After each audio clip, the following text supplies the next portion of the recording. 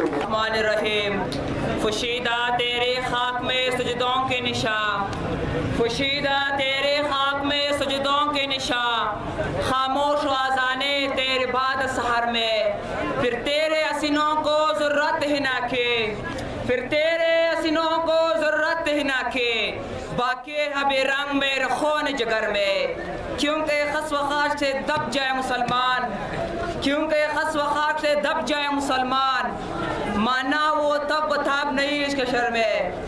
جناب صدر، محترم اعزائے کرام، میرے ہم سفیر علمی ساتھیوں اور دیگر سامعین کرام، السلام علیکم ورحمۃ اللہ۔ میرے ہم وطنوں، حد الوطنی کے تقریر کے سلسلے میں آج مجھے بھی وطن کے تاریخ میں مسلمانوں کے حالت زار پر لب کشائی کا موقع ملا ہے۔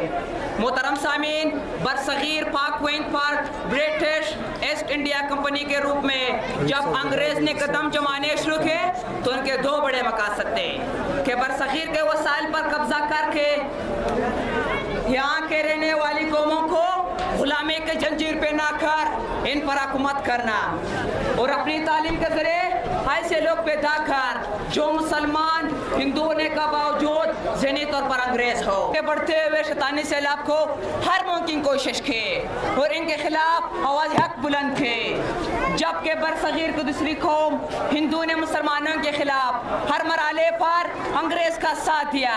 یہی وہ حقائق تھے جن کے بنا پر انگریز نے آغاز ہی میں یہ بات محسوس کر لی تھی کہ برصغیر کے مسلمان اپنے قائد، جاندار روایت اور اسلامی تعلیمات کے بنا غلام نہیں بنائے جا سکتے، اور اگر وہ عارضی طور پر چالاکی ویرائی کے ذریعے غلامی کی جنجیر جک کر بھی دیے جائے تب بھی ان میں خواہ غلامی پیدا نہیں کی جا سکتی ہے۔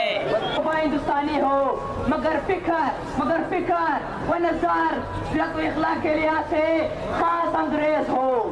مذاکرہ نظام تعلیم اسلام اور مسلمانوں کے لیے زیر قاتل کا سبب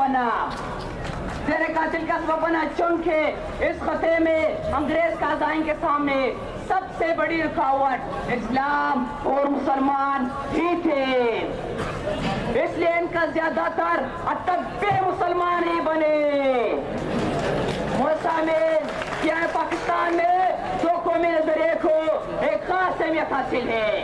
اس نظریے کے مطابق ہندو اور مسلمان دو جداگانہ حیثیت کے حامل اقوام تھے۔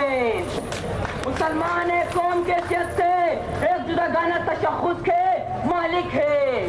ان دونوں کے نظریات میں زمین و آسمان کا فرق ہے۔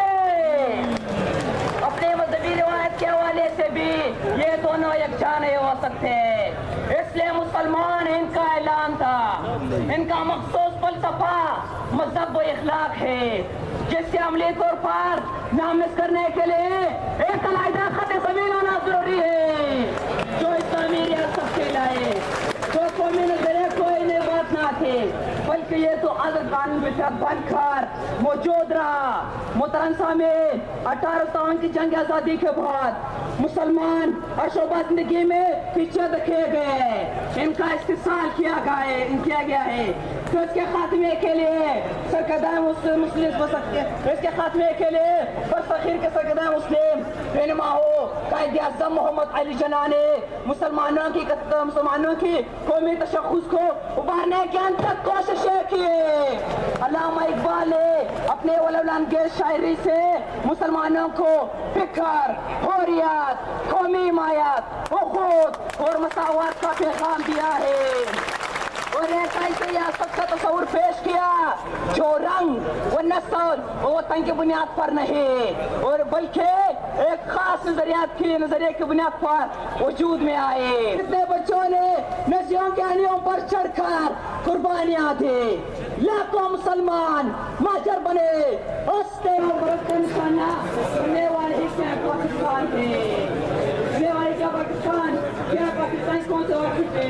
تاریخ اور رقصوں و تبرکے ایسے ہزاروں استانوں سے بڑے بڑے ہیں جن کی مثال نہیں ملتی ہے۔ اگر 1947 کو آزاد شدہ قوم کی حیثیت سے اگر آج اپنے گربانوں میں جان گئے تو سوائے ندامت مسلمان کی کچھ نہیں ملے گی، کچھ نہیں ملے گی۔